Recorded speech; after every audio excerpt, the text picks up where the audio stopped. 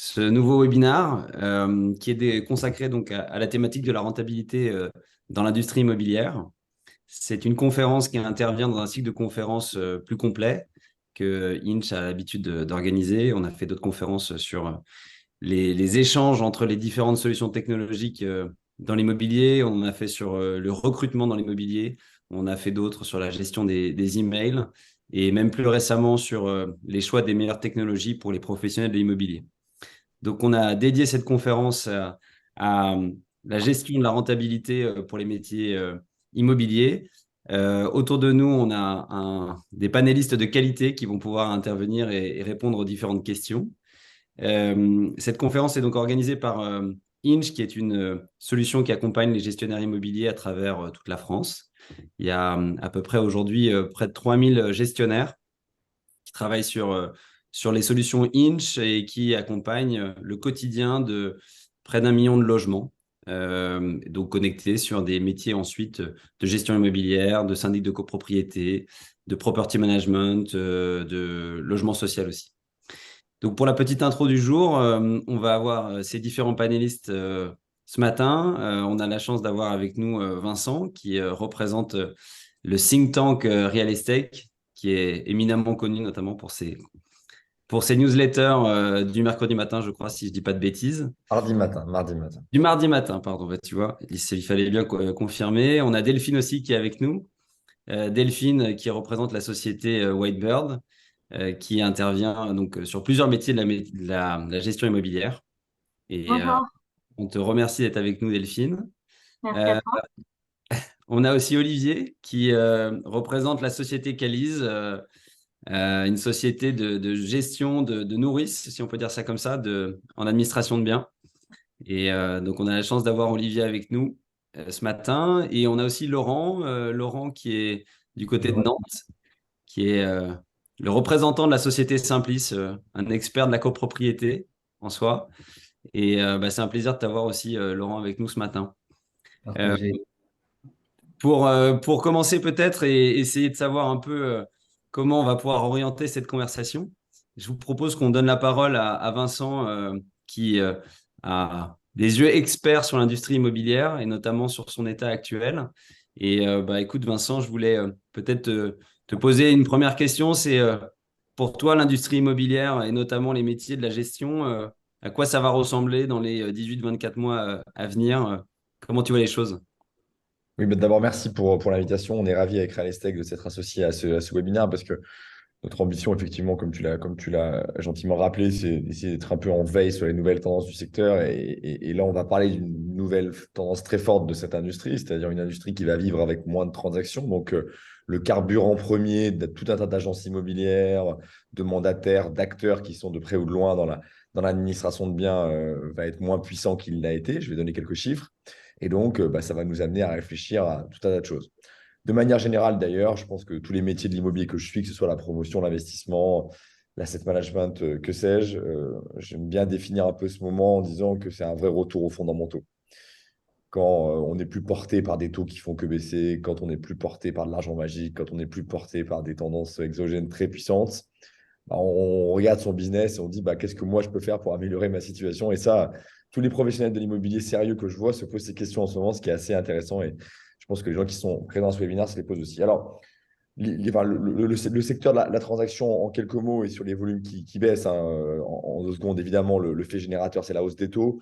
Remettons quelques chiffres en perspective, hein. En France, vous savez que les taux sont passés de 1 à 4,5, mais en fait, partout dans le monde, il y a eu une augmentation considérable des taux, hein. Aux US, en 8 mois, entre en gros le Q3 2021 et puis le Q2 2022, les taux sont passés de 3%, ce qui était le plus bas depuis la création des États-Unis, à 7,2%, qui est le plus haut depuis les années 70. Donc c'est un choc totalement massif et majeur en termes de hausse des taux, et dans tous les pays, on a vu ça.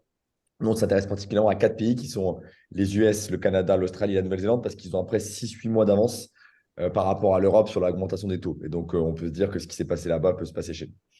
Qu'est-ce qu'on a vu avec cette augmentation des taux dans le résidentiel? Et c'est 2 remarques qu'il faut faire, hein. La première, c'est quand vous triplez les taux, vous ne faites rien au prix. Il y a très peu d'impact sur les prix. Et ça, c'est vraiment ce qui est le grand truc contre-intuitif, je trouve, de ce moment-là. C'est de se dire, on quadruple les taux en France, on les double et demi aux US et les prix baissent de 5%. alors que dans le bureau, les prix ont baissé de 40%. Donc, il y a une forme de résilience des prix dans le résidentiel qui est assez incroyable. Par contre, cette résilience de prix, elle a un coût, entre guillemets, sans mauvais jeu de mots, et ce coût-là, on le paye dans les volumes. Et donc, dans tous les pays qu'on regarde, en gros, il y a un tiers de transactions en moins en 2023 que ce qu'on avait en 2021, qui était l'année record. Aux États-Unis, ils sont passés en dessous des 4 millions là, pour 2023. Enfin, ils vont faire moins de 4 millions de transactions alors qu'ils faisaient plus de 6.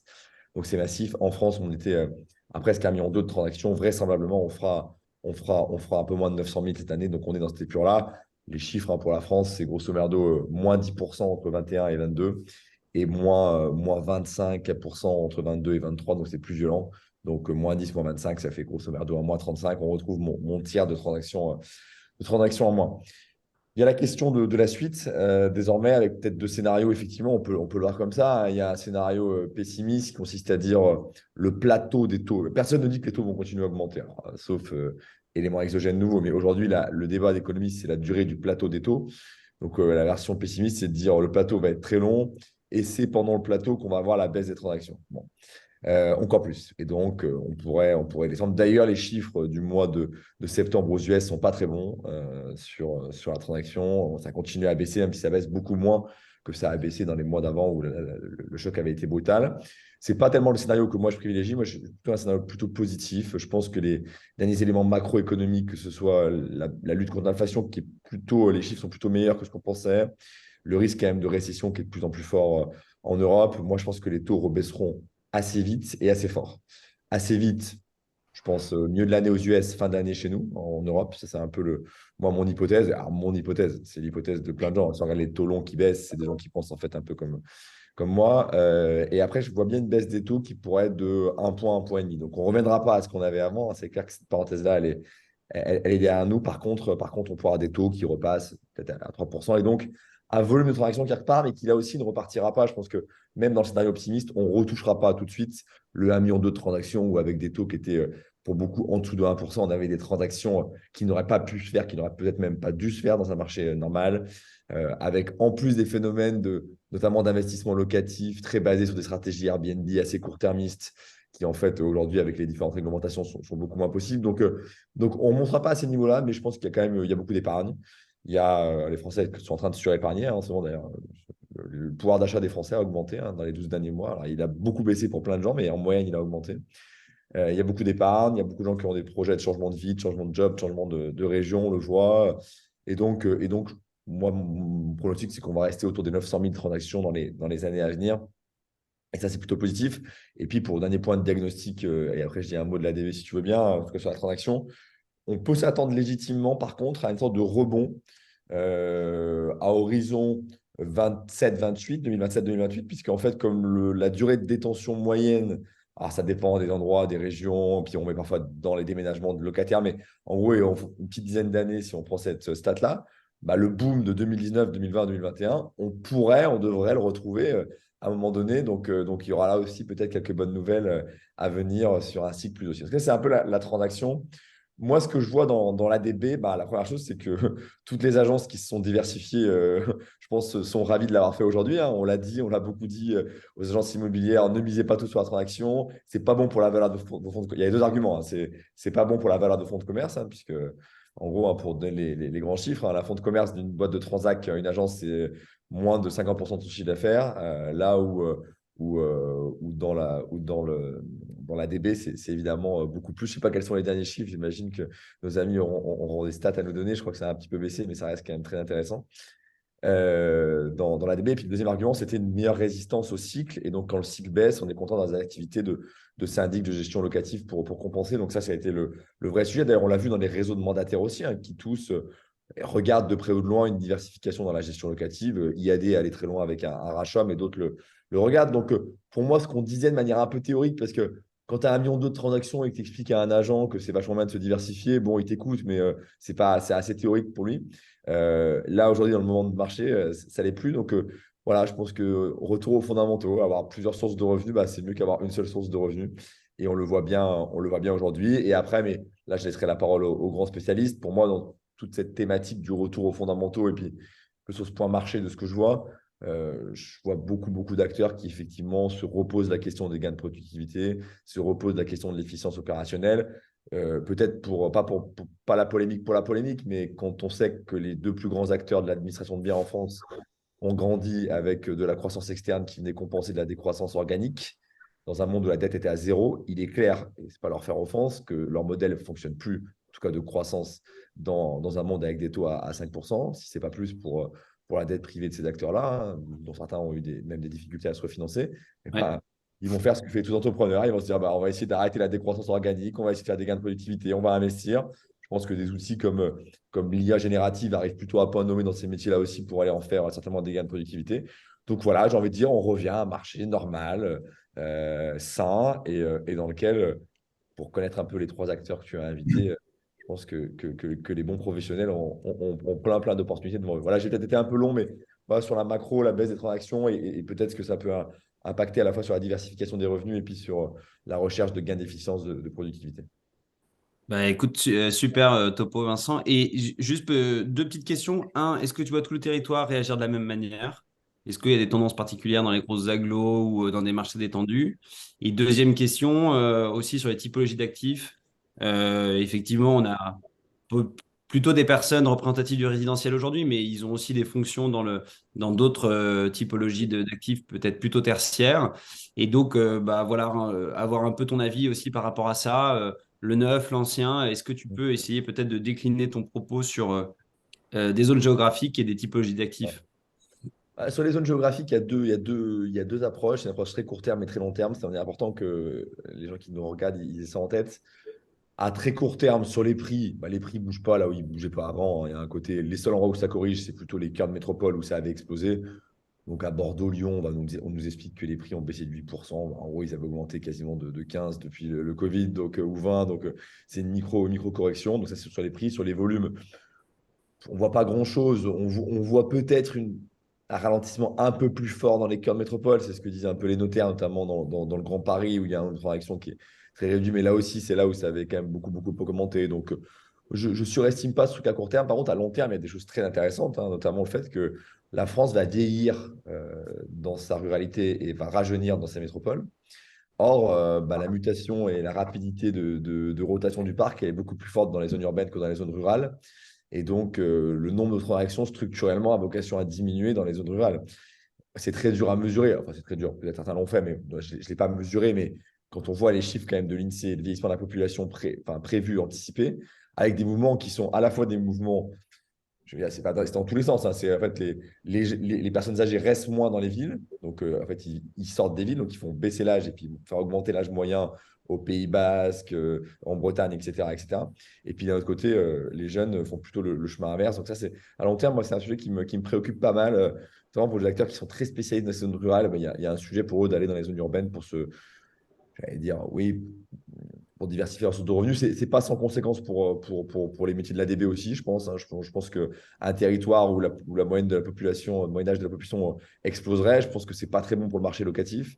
C'est plutôt des gens qui sont propriétaires à cet âge-là, par exemple. Donc, mais là, je laisserai les experts en parler. Mais en tout cas, il y a ces mutations de plus long terme. Donc, ça, c'est la première question sur l'approche géographique. Après, sur les autres classes d'actifs, bah, là, c'est vraiment ce qui est passionnant dans la crise qu'on vit. Et moi, vraiment, je fais une conférence par jour et je répète ça à l'envie de dire, mais il faut arrêter de parler de crise immobilière ou de bulle immobilière. Il y a deux actifs au moins qui n'ont rien à voir, qui sont le logement et le bureau. Le bureau étant la plus grosse classe d'actifs institutionnels au monde. Mais le bureau, c'est pas compliqué. Le bureau, c'est 1500 milliards de valeur envolée sur le bureau américain en 18 mois. Je veux dire, c'est 40% de chaque mètre carré de bureau dans le monde vaut 40% de moins que ce qui valait il y a 18 mois. C'est, voilà. Après, sauf le 1% ultra prime et encore, on commence à avoir des tensions hein, dans l'Est de Paris, par exemple, hein, même à Paris intramuros. Donc, ouais, c'est une crise qui est d'une violence inouïe pour l'immobilier de bureau, peut-être pour les gens qui nous écoutent aussi hein, aujourd'hui, et ce n'est pas sans conséquence pour les ADB. Les grands propriétaires de bureaux du monde, que ce soit les Blackstone, les Brookfield, ces boîtes-là, elles rendent les actifs aux banques.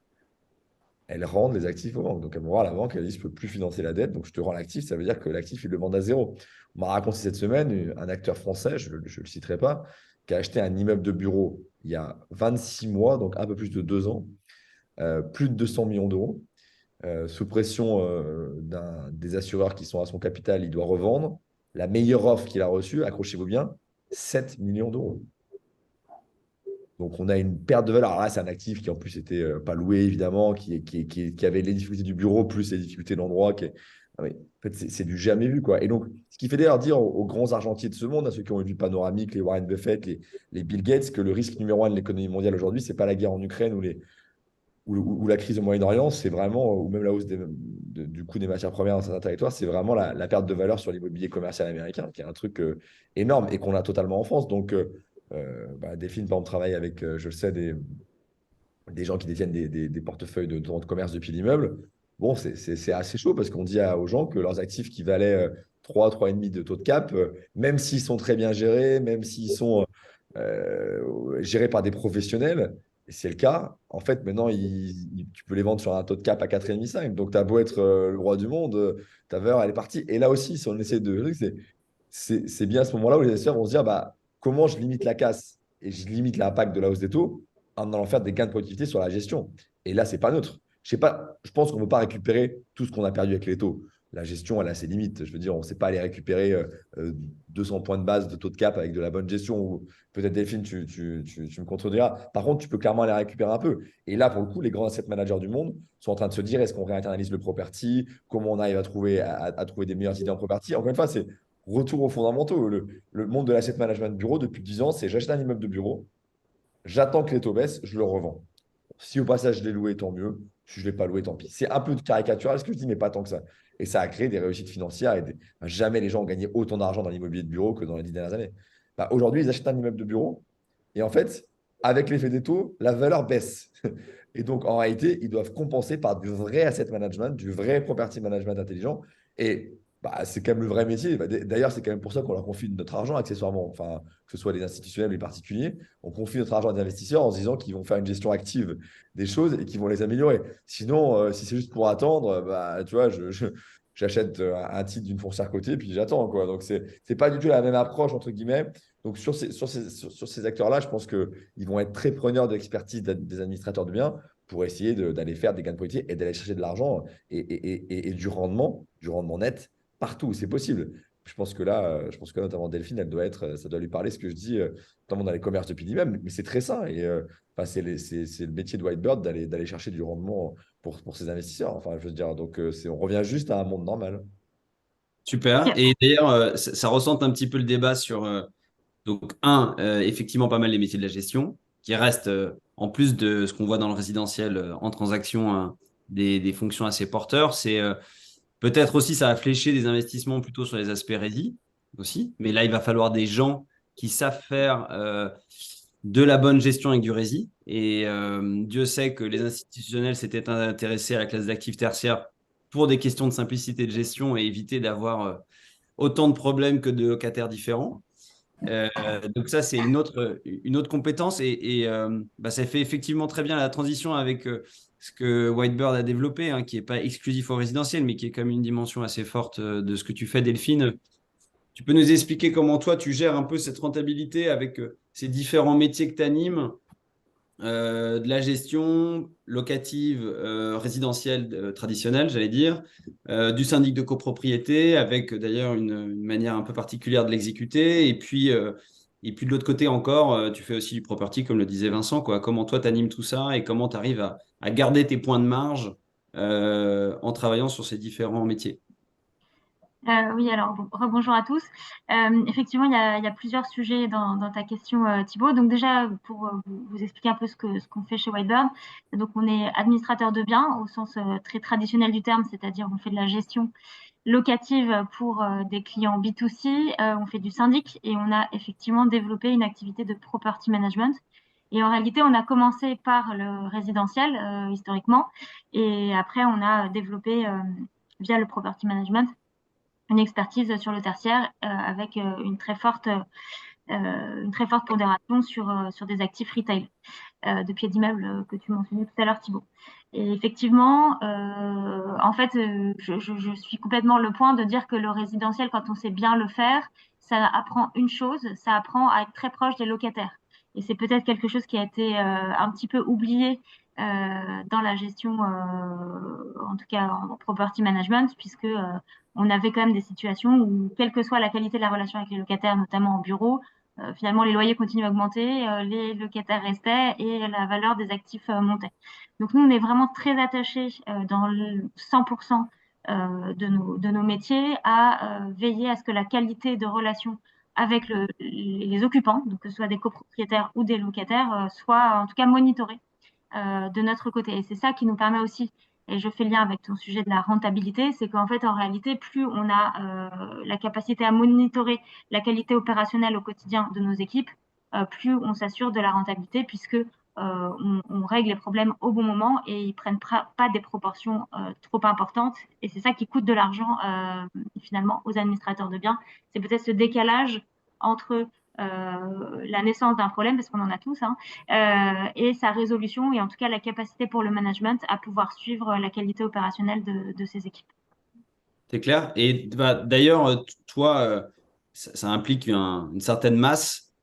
Je sais que c'est quelque chose que vous avez beaucoup regardé, hein, parce que tu nous parleras peut-être un petit peu, et je pense que c'est un exemple intéressant, hein, sur la manière dont vous travaillez sur les métiers de la copropriété. Euh, Comment tu vois cette masse se jouer? Tu avais l'habitude de dire que c'était des métiers de flux. Et donc, qui dit métier de flux, comment on gère la rentabilité d'un métier de flux? Alors, on en parlait tout à l'heure.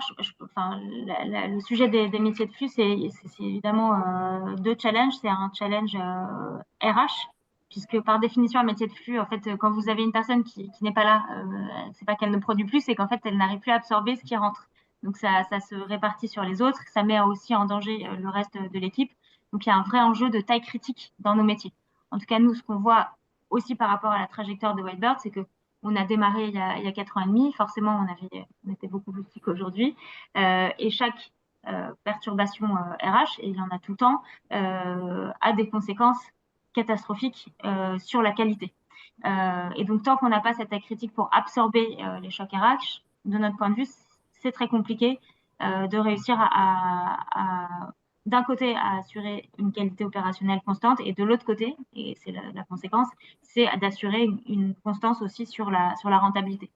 Parce que vous devez trouver des solutions pour externaliser, etc., à des coûts forcément très élevés. Et donc, il y a un gros enjeu sur la rentabilité.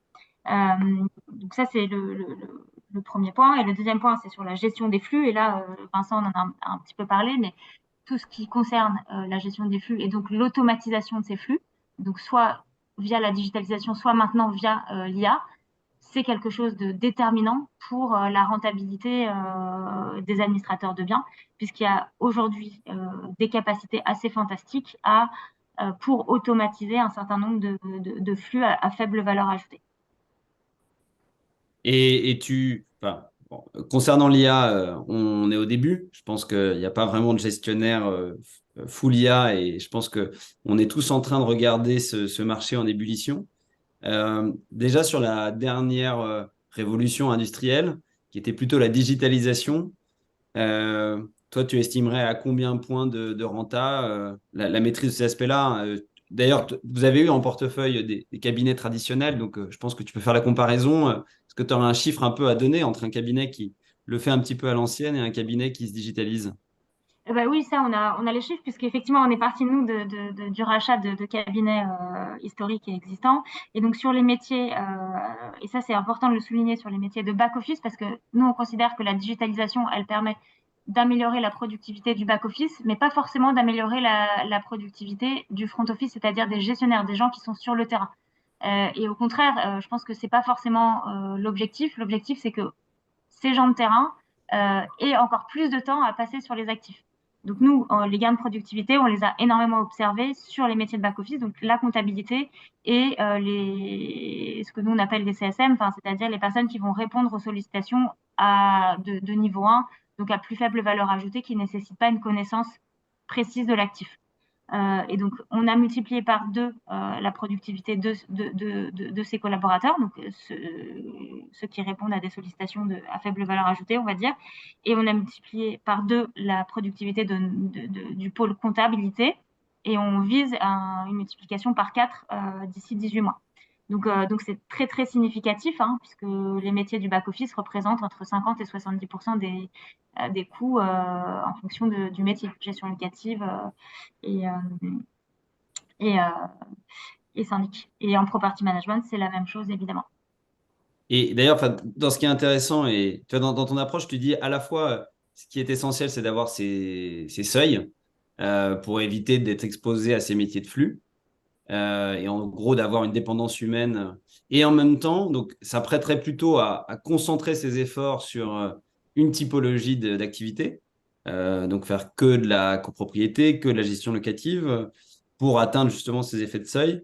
Et vous, vous faites double dose, c'est-à-dire que tu vas aussi avoir les différents métiers. Donc là-dessus, pourquoi tu l'as fait et est-ce que ça te génère ensuite des synergies parce que tu vas avoir des immeubles de copro à qui tu vas placer de la gestion ou des choses comme ça? Est-ce qui pourrait éventuellement donner envie à des gens qui nous écoutent de se dire, bah, OK, j'ai un play évident qui consiste à grandir dans cette discipline pour essayer d'avoir ce fameux effet de seuil, ou au contraire, profiter de l'aspect synergie qui est effectivement plutôt peut-être l'idée traditionnelle qui existait dans ces métiers de la gestion immobilière, où quand on faisait les trois, c'était parce qu'on s'attendait à ce que potentiellement il y ait une circulation de la clientèle entre les métiers de la copro, de la gestion, de la transaction. Eh ben, c'est une très bonne question. De ce point de vue-là, nous, on a été assez traditionnel, c'est-à-dire qu'on a respecté le traditionnel, enfin, la traditionnelle complémentarité entre le syndic, la gestion locative et la transaction. Bon, là, on ne va pas revenir sur ce sujet, mais en tout cas, on est persuadé qu'il y a quand même un savoir-faire commun qui peut nourrir à la fois l'activité de syndic, l'activité de gestionnaire locatif et par capillarité aussi le property management. Et on a donc il y a à la fois un partage de meilleures pratiques entre ces différents métiers qui est très, on va dire, productif pour les équipes. Ça, c'est le premier point. Et le deuxième point, c'est qu'il y a effectivement beaucoup de synergie commerciale, puisqu'à partir du moment où on fait bien son job en gestion locative, on a des opportunités de syndic et vice-versa. Et après, le monde idéal, en tout cas en administration de biens, c'est évidemment d'avoir des immeubles en commun où vous êtes à la fois syndic et à la fois gestionnaire locatif, puisque là, vous avez des économies d'échelle importantes. Un gestionnaire qui se déplace, il peut aller voir un locataire. Quand vous avez une visite d'appartement, vous en profitez pour aller vérifier les parties communes, etc., etc. Et donc ça, c'est vrai que d'un point de vue opérationnel et d'un point de vue commercial, il y a énormément de synergie. Et pour aller un petit peu plus loin, on observe aussi, nous, beaucoup de synergies opérationnelles, en tout cas sur les process, entre le B2C et le B2B. C'est-à-dire que quand vous êtes capable de gérer un immeuble où vous avez 400 copropriétaires, même s'ils ne sont pas tous occupants, finalement, gérer un immeuble résidentiel pour un investisseur institutionnel où vous avez peut-être 400 locataires, mais un seul bailleur, bah, forcément, c'est pas plus facile parce qu'il y a d'autres contraintes, mais en tout cas, vous pouvez vous appuyer sur l'expérience de la granularité que vous avez en syndic pour être très performant en property management. Et ça, c'est vraiment, enfin, les outils qu'on a développés pour l'ADB, pour les particuliers, nous aident énormément pour le property management. En revanche, les synergies commerciales sont évidemment moins évidentes, ça je peux l'avouer. Mais en tout cas, sur les synergies opérationnelles, on est convaincu que finalement, ce qui compte, c'est la vision d'un actif, le fait qu'un actif immobilier, c'est un actif sur lequel on doit être proche, on doit bien le connaître, on doit connaître le réseau de fournisseurs, que ce soit du property, du bureau, du résidentiel. Cette capacité du gestionnaire à être sur le terrain, pour nous, c'est clé. Eh ben, merci pour le petit topo là-dessus, parce que je pense que dans les différentes dimensions de cette excellence, tu as ce qu'on a dit, hein, l'aspect de synergie entre les différents métiers, l'aspect d'effet de seuil aussi. Il y a aussi cet aspect terrain qui est toujours le problème, hein, même, et qui est d'ailleurs qui est le plus gros problème chez les gros, et c'est ce que tu disais aussi, Vincent, hein, c'est que c'est souvent ce qui les bouffe. Et là où effectivement ils compensaient cette destruction de valeur par l'achat de cabinet, qui est arrivé à administrer de manière efficace une gestion sur le territoire. C'est le drame de cette industrie, mais les immeubles, ils bougent pas, quoi. Donc, il faut être au contact d'eux pour les gérer. Un syndic, c'est pas un fonds d'investissement. Tu vois, un syndic, c'est un vrai métier, quoi. Donc, c'est ça qu'on redécouvre ça. Voilà, le but d'un syndic, c'est pas juste d'acheter des trucs, de les empiler, les empiler, les empiler, les empiler. C'est juste d'en faire bien un immeuble et d'aller faire des gains de productivité, quoi. C'est une autre façon de le dire. Mais et donc, cette expertise métier, je pense que c'était intéressant aussi d'avoir un peu Calise là-dessus, parce que Calise, toi, tu as la. Enfin, Vincent, pardon, Olivier, tu as la double. Tu as un peu cette double approche qui est faire de l'excellence opérationnelle, aller chercher ses effets de seuil, bah, tout en nourrissant aussi des acteurs locaux qui sont collés à la clientèle, et ça, même dans des territoires détendus. Enfin, tu nous diras peut-être un peu plus le mode de fonctionnement, mais est-ce que tu peux nous parler rapidement un peu de l'offre Calise? Et puis, bah, par rapport à cette offre-là, comment toi, tu es arrivé à obtenir ces gains de productivité et comment tu arrives à gagner, enfin, en tout cas, proposer une bonne rentabilité pour tes partenaires chez Calise? Oui, très bien. Bonjour à toutes et à tous. Nous, Calise, on est spécialiste de la gestion locative, donc on ne fait que de la gestion locative. C'est un choix stratégique et on le fait notamment pour le compte et en partenariat avec des agences transactionnaires, mais également des conseillers en gestion de patrimoine, des promoteurs, des vendeurs d'immobilier neuf et tous ceux qui, d'une manière ou d'une autre, sont en contact de clients pour des sujets de transaction et éventuellement, bien sûr, des sujets de location. Donc, on est dans une logique tripartite entre une agence immobilière, traditionnelle ou de réseau, peu importe, ou un mandataire, un propriétaire bailleur, et puis nous qui opérons pour le compte du tiers le service de gestion. Et dans le service de gestion, il y a évidemment, pour ceux qui ne sont pas familiers avec le sujet, des sujets bien sûr de comptabilité, bien sûr de gestion de sinistre, bien sûr de gestion de flux financiers et bien sûr, pour les biens en copropriété, de relations avec le syndic et tout un tas d'autres parties prenantes qui peuvent intervenir dans la vie d'un lot individuel, qu'il soit en maison individuelle ou en copropriété dans la génération d'un loyer, d'une rentabilité, d'une fiscalité, le cas échéant. Pour faire ça, il faut deux types d'outils ou d'actifs. Il faut des outils technologiques, parce que c'est beaucoup de flux, c'est beaucoup d'informations, c'est beaucoup de parties prenantes, c'est des obligations légales évidemment, et c'est un métier réglementé. Et puis, il faut des femmes et des hommes qui sont garants de la qualité de la relation avec toutes ces parties prenantes, puisque effectivement, les automatisations sont une partie de la réponse, mais l'autre, on n'a pas encore, même s'il y a peut-être nous y aidera un jour, remplacer la sagacité humaine pour comprendre la problématique, la décrypter, la résoudre et faire le lien entre l'ensemble des parties prenantes nécessaires à la résolution des problèmes. On est également dans une industrie qui est super intéressante, mais qui a un parti pris et un biais, c'est que une des parties prenantes, les locataires, ne rémunèrent pas le gestionnaire.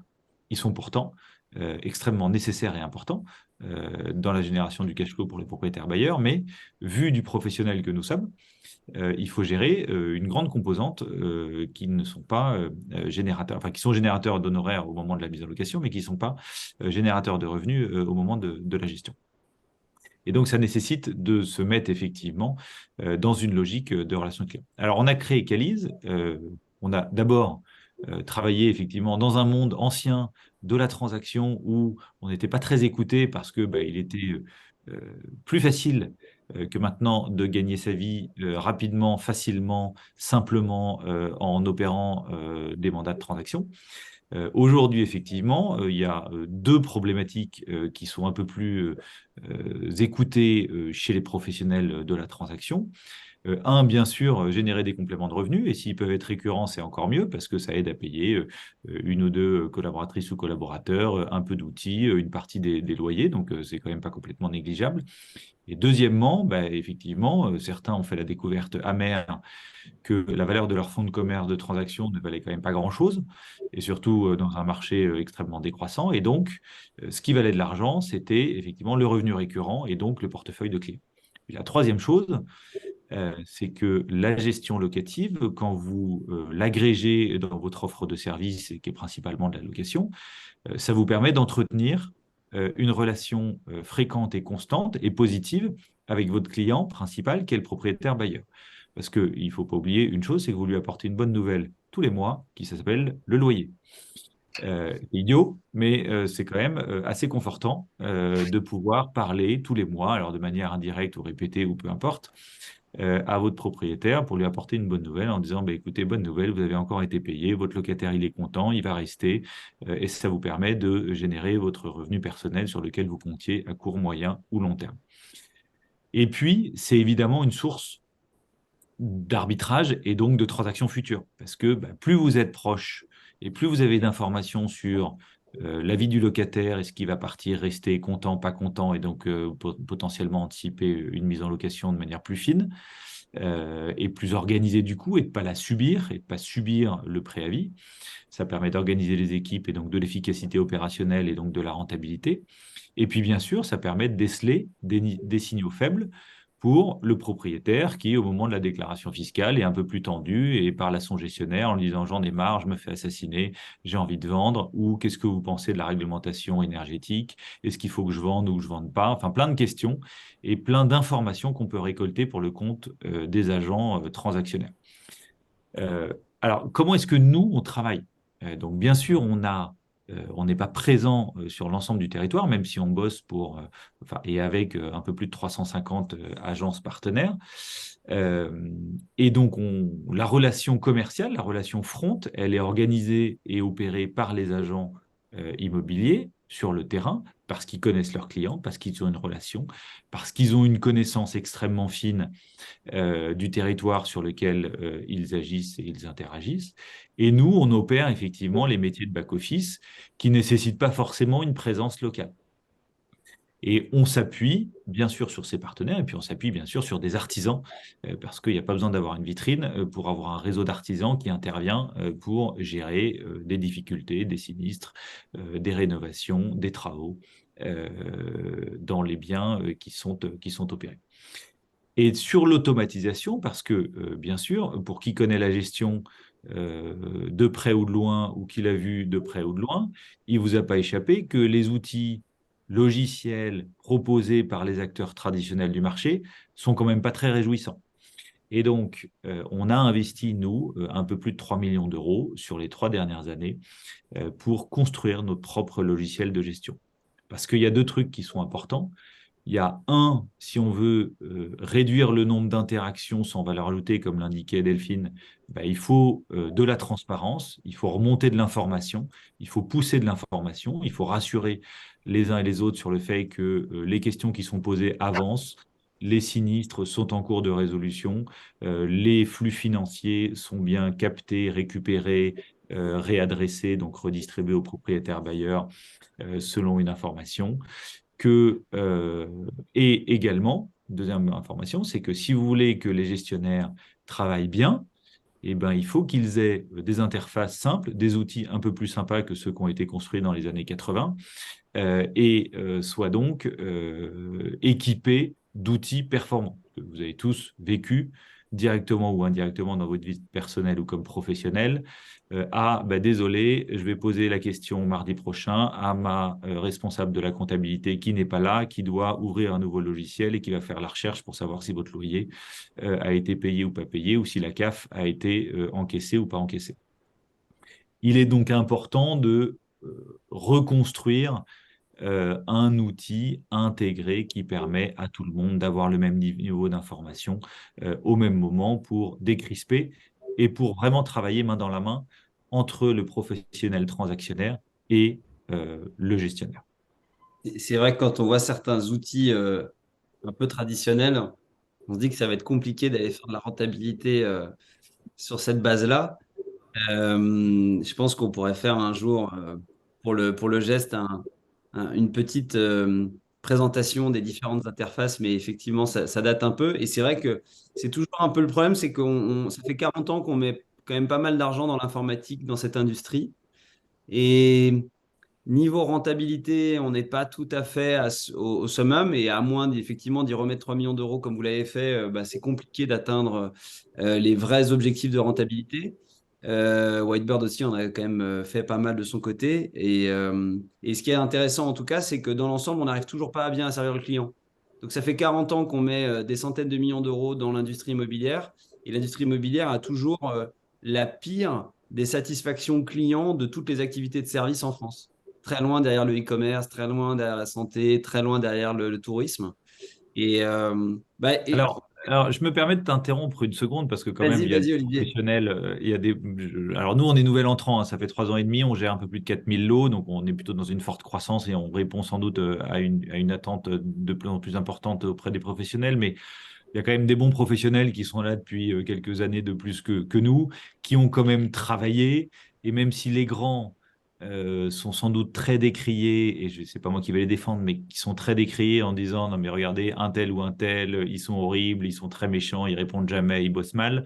Je pense que n'importe quel professionnel qui assiste à ce webinaire ce matin serait heureux d'être l'actionnaire de ces acteurs majeurs qui ont connu un succès assez exceptionnel. Deuxième élément, c'est que c'est un métier qui est extrêmement complexe. La comptabilité mandant, Delphine pourra sans doute en témoigner, c'est pas complètement anodin. La réglementation, elle est changeante, elle n'est pas complètement anodine. Quand vous avez beaucoup de parties prenantes et des réglementations qui s'empilent, qui s'empilent, qui s'empilent, reconstruire des outils, c'est pas complètement simple. Deuxième élément, vous avez des partenaires qui sont des acteurs plutôt de petite taille, avec des équipes qui tournent beaucoup. Et donc, des logiciels historiques où, en général, la patronne ou le patron de l'agence le maîtrise un peu parce qu'il a de l'expérience, il a été formé, avec des équipes jeunes qui peuvent tourner et qui ont des durées de présence dans les agences ou chez les ADB pas forcément hyper longues. Ça, c'est pas non plus une forte accélération, une forte incitation à changer d'outil et prendre des risques opérationnels relativement importants. Puis dernier élément, c'est une industrie où il y a pas mal de consolidation. Et donc, il y a une rationalisation des outils.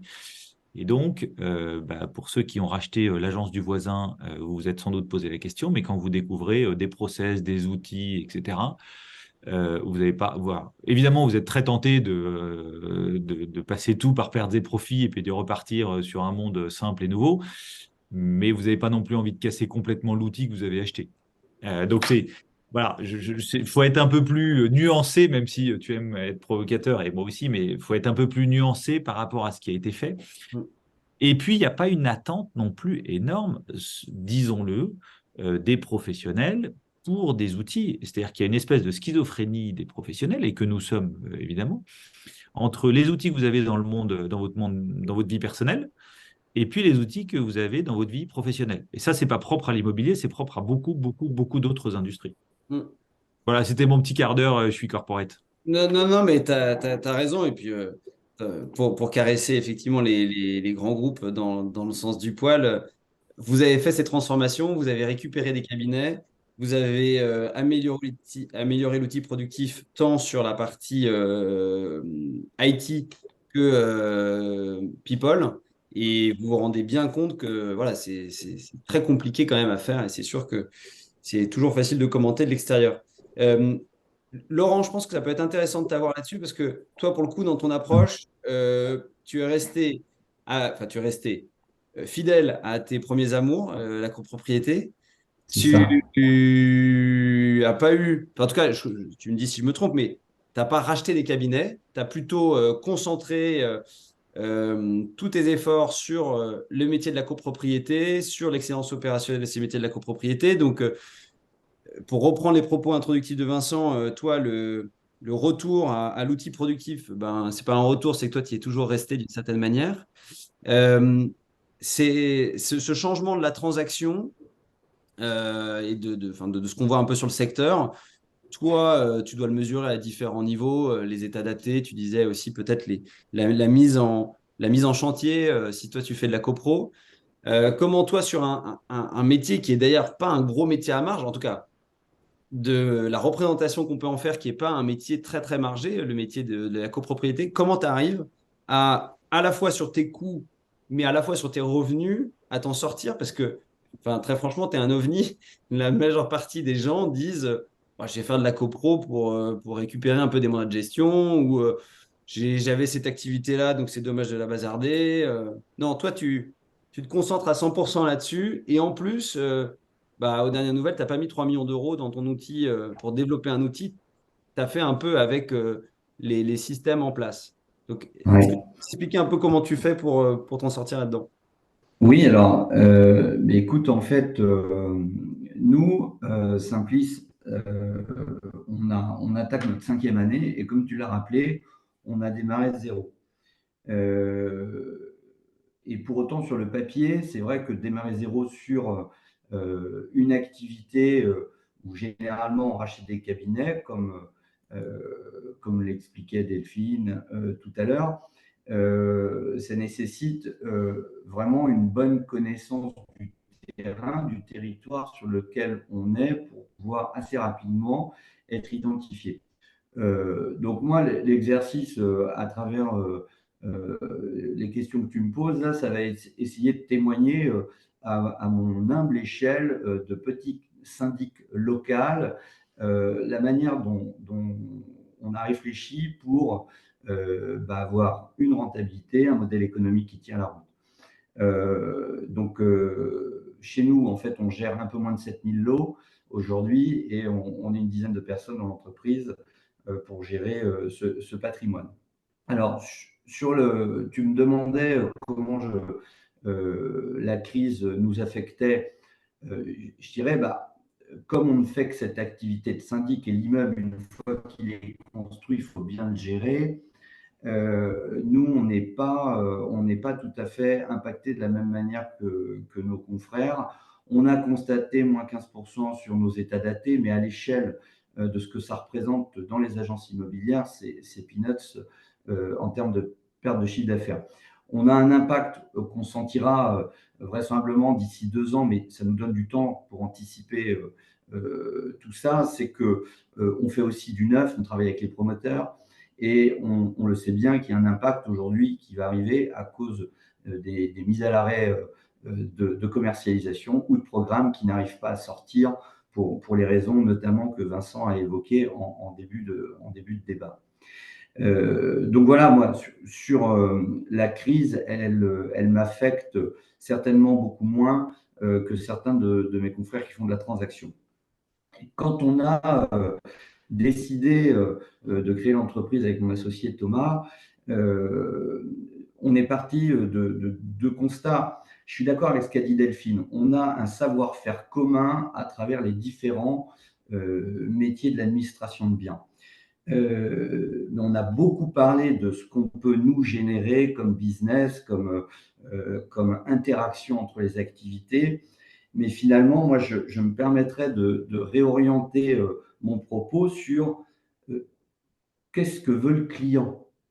Est-ce que aujourd'hui, un copropriétaire est super content de venir en assemblée générale en sachant que son syndic peut lui proposer des services de transaction ou des services de gestion-location? Nous, on a une réponse à cette question qui nous appartient, mais je pense qu'aujourd'hui, nos copropriétaires sont très attirés par le fait que nous sommes des syndics et des syndics avant tout, et qui portons l'unique expertise dans l'entreprise. Puis il y avait un autre angle de questionnement qu'on s'est posé avec Thomas quand on a créé l'entreprise, c'était de se dire qu'est-ce que veut le client et qu'est-ce que veut le collaborateur aussi demain. Le métier de syndic au niveau de ses vocations est complètement en crise, alors qu'on est sur un métier absolument passionnant et hyper riche en termes d'actions qu'on réalise pour le compte de nos copropriétaires. Et aujourd'hui, un collaborateur, pourquoi il n'a pas envie de faire ce travail-là? Bien, j'en parlerai un petit peu plus tard, mais il y a tout un tas de choses qu'il fallait qu'on travaille autour de ça. Si on apporte aux collaborateurs, voilà, au-delà de la vision qu'on peut avoir du métier et de la valeur ajoutée qu'on veut apporter à nos clients, si on lui apporte des bonnes conditions de travail et tout un tas de boîtes à outils pour bien faire son job, je pense que si le gestionnaire, l'assistant, le comptable, il est bien dans son travail, alors le client, il sera bien servi. Et c'est sous ces angles-là que l'on a construit l'entreprise et que l'on a construit le service qu'on propose à nos clients. Dans la question, je crois que tu me demandais comment dépenser moins. Je ne suis pas sûr d'avoir forcément toutes les réponses, mais et c'est un peu Mieux. paradoxal ce que je C'est vais dire, c'est que c'est j'ai moins commencé mieux. par dépenser. Oui, dépenser mieux, ouais, tu as raison. On a commencé par dépenser plus justement en investissant dans l'outil. Delphine, Olivier l'ont rappelé, il est, il est évident qu'aujourd'hui, l'outil pour travailler le back-office, parce que c'est un point de vue que je partage avec mes collègues qui se sont exprimés avant, il est très orienté pour faire des gains de productivité en interne, back-office, sur les tâches à faible valeur ajoutée. Nous, on avait une équation à résoudre d'un point de vue très opérationnel. On fait le constat qu'aujourd'hui, les portefeuilles de 1800 lots, 60 immeubles, ça, concrètement, pour bien faire son métier, ça n'existe plus. Alors, c'est notre point de vue, c'est une conviction. Et je parle pour les postes de gestionnaire et d'assistant.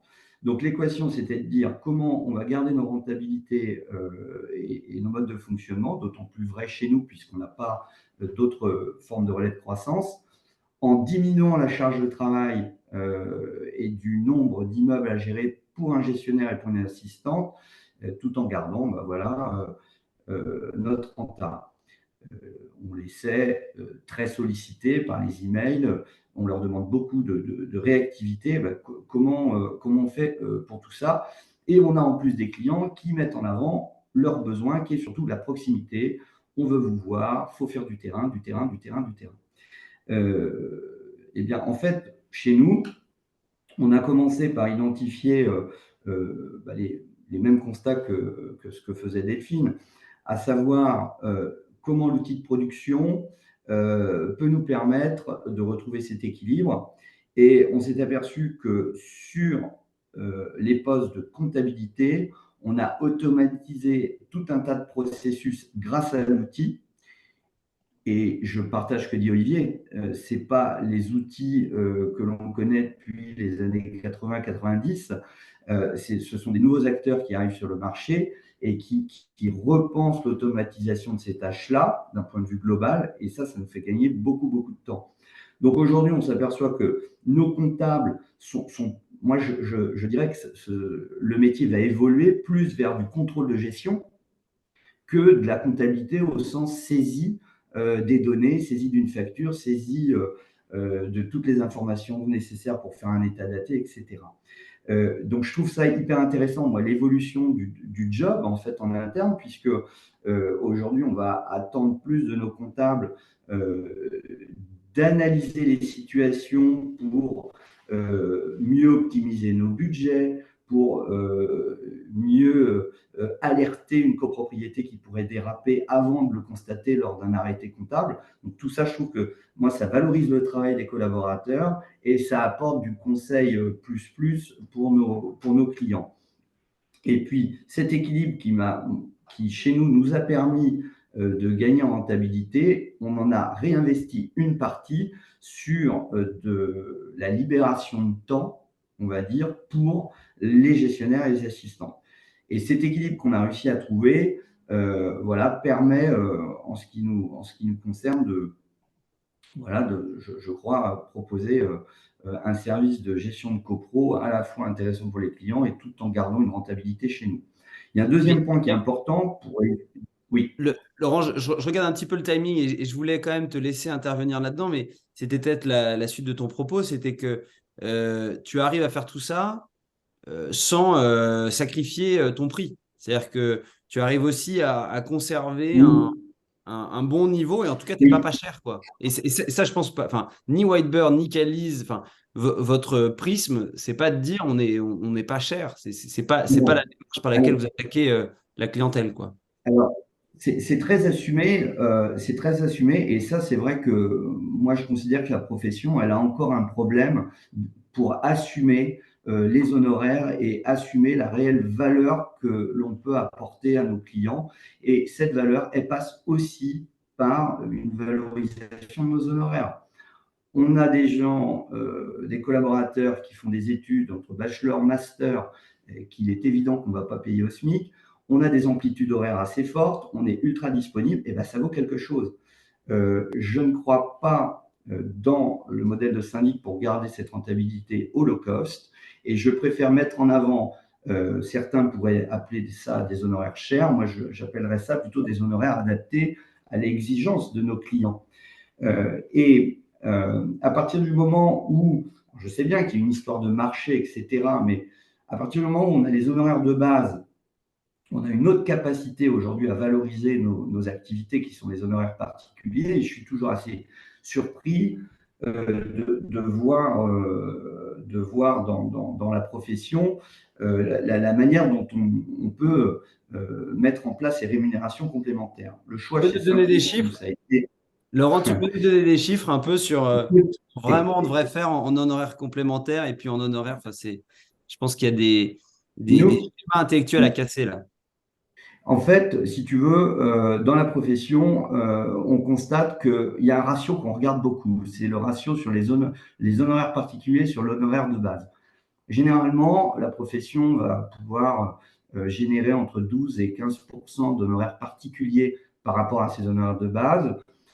Chez nous, on a réussi à obtenir un seuil qui est de l'ordre de 27 à 30%. Donc, on a le double par rapport à ce qu'on peut constater chez certains confrères. Et ça passe par, encore une fois, l'outil qui nous permet de mesurer précisément le temps qu'on passe sur, je donne un exemple tout bête, sur nos honoraires de gestion de sinistre. Eh bien, nos outils nous permettent de bien comptabiliser le temps que l'on passe. Et à partir du moment où on l'explique à nos copropriétaires, dans la grande majorité, on n'a pas de problème pour faire passer ces honoraires-là. Dans les honoraires travaux, on a une opportunité colossale qui est la rénovation énergétique aujourd'hui, qui pour nos cabinets vont être à la fois une source de revenus si on le facture correctement par rapport au travail que l'on va produire, ça va être une source de rentabilité. Et en plus, et ça je ne veux pas le minimiser, ça va être un moyen de créer des liens encore plus forts avec nos clients, puisque sur des travaux de rénovation énergétique, on est sur un investissement temps au quotidien avec eux assez fort. Donc, pour moi, le point important, effectivement, c'est avoir les outils pour bien piloter tout le temps que l'on passe afin de le mesurer et de le refacturer à nos clients et générer un ratio honoraire particulier sur honoraire de base qui est de mieux en mieux, de plus en plus fort et qui correspond finalement à simplement facturer le temps qu'on passe sur nos activités. Parce que je pense que le problème, c'est que dans les cabinets, on est pris par le temps et on minimise trop le petit mail qui vient d'arriver, le petit coup de téléphone qui vient d'arriver. On parlait de gestion des flux. Ces gestions des flux, il faut qu'on les comptabilise. Et si on les comptabilise, on peut les facturer en expliquant à nos clients. C'est vrai que c'est parfois un peu le flux numéro un. Déjà, le sujet numéro un de tous ces métiers de l'immobilier, c'est du flux, et que le flux numéro un, c'est l'email. Et tous, vous vous êtes organisés pour ça et tous, vous avez pris la mesure de cet enjeu. Mais c'est vrai qu'on est empêtré avec une techno des années 70 qui a été constituée pour que deux chercheurs à deux coins du monde s'échangent des papiers de recherche. Et ça n'a pas été fait pour que des milliers de clients Simplis, Caliz et Whitebird échangent directement avec vos gestionnaires. Donc, autour de ça, vous avez pris la dimension. Je regardais un petit peu le timing pour qu'on respecte notre durée originelle qui était de se donner 1 heure. En tout cas, moi, je voulais juste vous faire un petit propos, un peu de conclusion. Je trouvais que les interventions de chacun étaient assez intéressantes. En termes de ce qu'il en ressort, on voit ce que nous, on constate aussi dans notre clientèle. On aurait pu, d'ailleurs, on a dû faire des choix difficiles, mais interroger pas mal de nos clients qu'on voit aussi monter. On a fait les calculs pas plus tard que la semaine dernière de 18 points leurs revenus. Alors, comment ils font, comment ils opèrent, je pense que les exemples qu'on a eu aujourd'hui traduisent des choix qui peuvent être les bons. Si on doit les résumer en deux grandes parties, il y a une partie vraiment autour du coût et de la gestion des charges, forcément, et de l'autre côté, du côté du revenu. Côté des coûts, je pense que ce qu'il en ressort, c'est prendre la dimension de ces métiers de flux et ce que ça implique derrière. Donc, les effets de seuil et les effets de problématiques liées à la disponibilité humaine. Mais donc ça, il faut arriver à bien en prendre la mesure pour pouvoir accepter des sollicitations de très, très grand volume. 2, être capable de communiquer de manière efficace pour éviter que le flux soit trop gros. Et ça permet d'éviter l'effet de boule de neige et au contraire, travailler plutôt en confiance. Et on le sait tous, quand un client est en confiance, il est beaucoup moins cher à accompagner qu'un client qui est en défiance. Ça paraît assez évident. Donc ça, c'est vraiment pour travailler sur l'outil productif, côté plutôt informatique. Sur l'outil productif, l'élément principal, c'est l'humain. Et là, vous l'avez tous dit un peu en filigrane, mais l'accompagnement du collaborateur, l'outillage du collaborateur, c'est exactement le même outillage un peu que le fermier à l'époque qui se faisait un champ entier à la faux. Maintenant, il faut pouvoir se faire des dizaines et dizaines d'hectares. Et clairement, si on est toujours avec la faux, on ne va pas y arriver. Et si on y arrive, c'est au prix de beaucoup, beaucoup de turnover. Donc ça c'est clairement quelque chose qui est très fort chez vous et qu'on reconnaît, c'est que les équipes bougent peu. Et donc forcément, la rentabilité se cristallise. Et ça, je pense que c'est un élément important. Pour rester sur les aspects coûts aussi, je pense que la bonne maîtrise que vous avez de vos données vous permettent de faire les bons arbitrages. Donc, et qui ne soit pas la simple traduction qui était de dire, effectivement, par le passé, si on veut plus de rentabilité, il suffit d'avoir plus d'immeubles. Non, parce que ça épuise les équipes et donc il y a du turnover. Donc, au contraire, on a une bonne data. Donc, on sait où est-ce qu'on gagne de l'argent, on sait où est-ce qu'on en passe et on sait où on a des clients contents. Et quand on triangule sur ces 3 informations, parfois, ça arrive de faire un choix nécessaire de gestionnaire qui est de dire ce mandat-là, il n'est pas dans les canons de ce que j'imaginerais. Et je voulais terminer sur l'aspect revenu parce que là, franchement, la profession immobilière en général en France est en retard. Quand on compare ce qui est fait en Allemagne ou en Belgique, on devrait aller chercher beaucoup plus haut, enfin en tout cas des honoraires plus importants. Il y a un environnement, mais qu'on connaît, qu'on explique, qui était que souvent les revenus n'étaient pas directement liés aux honoraires et qu'il y avait d'autres composantes dans le revenu. Et cet arbre a malheureusement été pas mal élagué, donc il reste le tronc. Mais je pense que c'est au tronc de reprendre de la place. Donc effectivement, assumer ces Bac+5, assumer la qualité de service, aller chercher des honoraires avec de la qualité en face. Les prestations particulières, ça c'est, je pense, pour tout manager, c'est inacceptable si ce n'est pas parfaitement maîtrisé. C'est trop bête, c'est de l'argent, c'est de la marge qui passe et il suffit d'aller la capter et il y a juste à la justifier pour pouvoir l'intégrer. Et puis, l'aspect consommation, je pense qu'on y viendra peut-être un jour. Est-ce qu'on sera capable de donner des forfaits de volumétrie d'appels, de volumétrie d'emails? Je ne sais pas. En tout cas, il y a des réflexions de ce type-là. En tout cas, ce qu'il y a de sûr, c'est que j'aimerais qu'on termine là-dessus. Il y a plein d'opportunités à aller chercher quand on fait des métiers de gestion. Forcément, la rénovation énergétique, le sujet est tellement évident qu'il ne nécessite même pas d'être commenté, mais ça va générer beaucoup d'opportunités pour chacun. Les optimisations de charges, il y a aussi des choses à faire par rapport à ça. Les coûts de l'énergie induits derrière, forcément des réflexions de la part de tous vos clients. Et puis, je pense qu'en travaillant en qualité et dans le temps, en travaillant aussi, et parfois on l'oublie, la satisfaction des locataires ou la satisfaction des personnes qui ne sont pas en contact direct ou en clientèle directe, mais qui sont dans l'écosystème, c'est des gens qui vont nous laisser en fait des avis. Et on ne se rend pas compte, mais cette réputation, ou en tout cas cet environnement de service, il se paye ensuite sur les Google My Business. Alors c'est très terre à terre comme traduction, mais c'est assez réel. Et je pense qu'on gagnerait tous à obtenir de nouveaux mandats en soignant ces externalités qu'on considère un peu lointaines, peut-être parfois de manière traditionnelle dans cette industrie. Si on les travaillait en direct, on se rend compte que chaque locataire content, c'est un Google My Business positif en plus. Et on sait très bien que tous vos clients potentiels, avant de venir vous parler, ils auront tapé syndic nantais, gestion locative en ligne, property management précédent. Et voilà, c'est peut-être des éléments à surveiller. Je ne sais pas si vous avez peut-être des commentaires en plus sur les différents intervenants ou des choses que vous aimeriez peut-être creuser ensemble. On n'aura malheureusement pas suffisamment de temps pour faire des questions-réponses vraiment profondes. En tout cas, tout ce qui a été dit et évoqué aujourd'hui a été enregistré, donc fera l'objet d'une publication sur une chaîne YouTube qu'on pourra vous partager.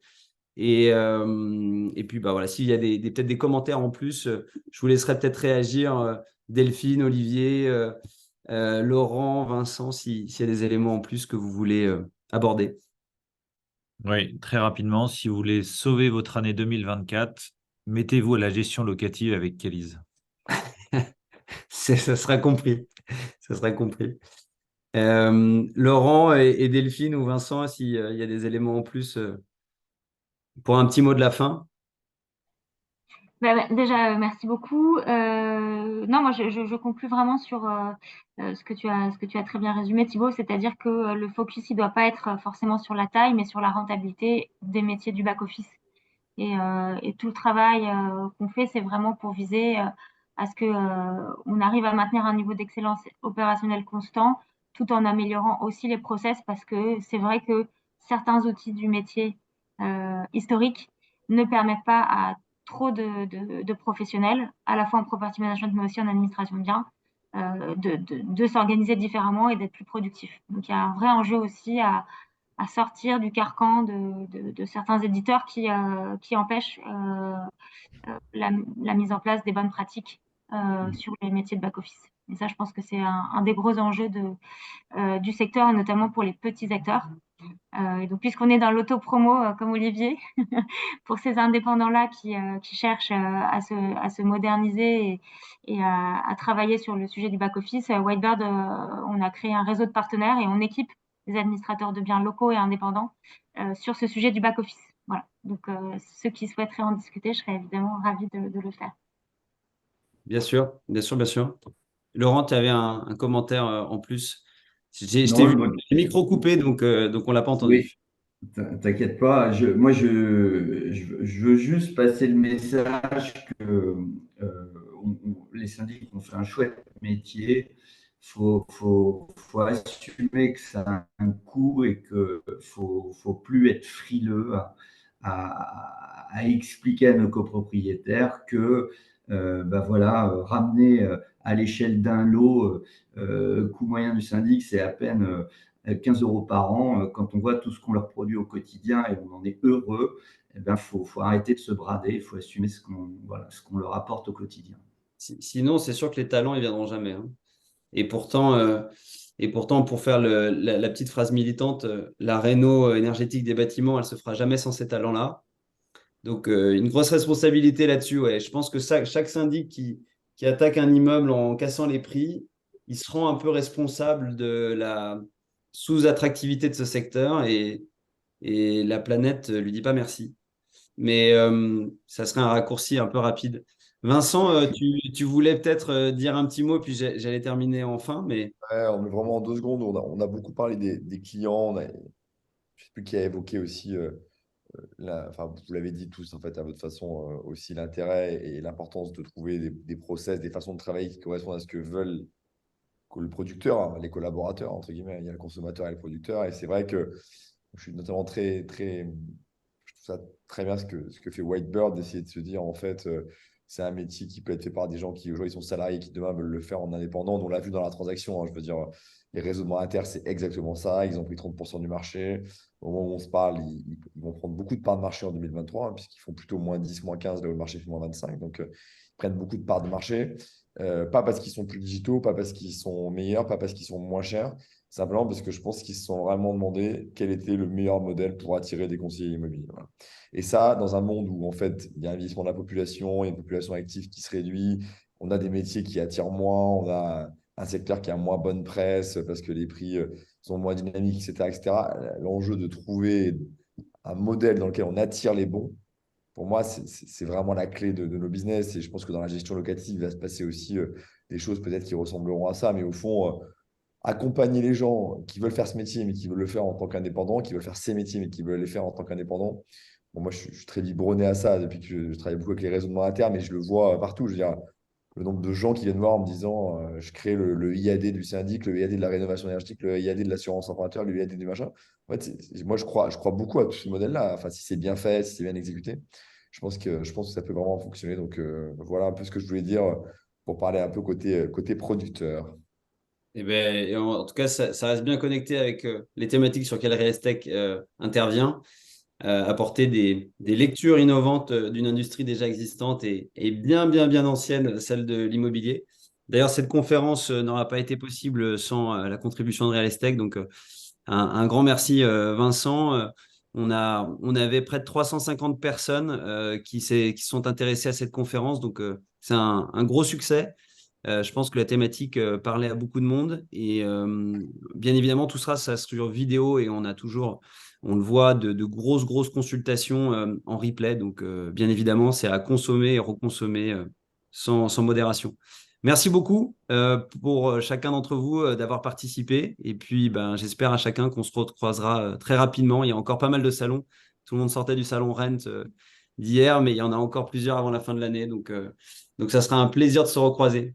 Merci beaucoup et à très bientôt. Et à bientôt. Salut les amis.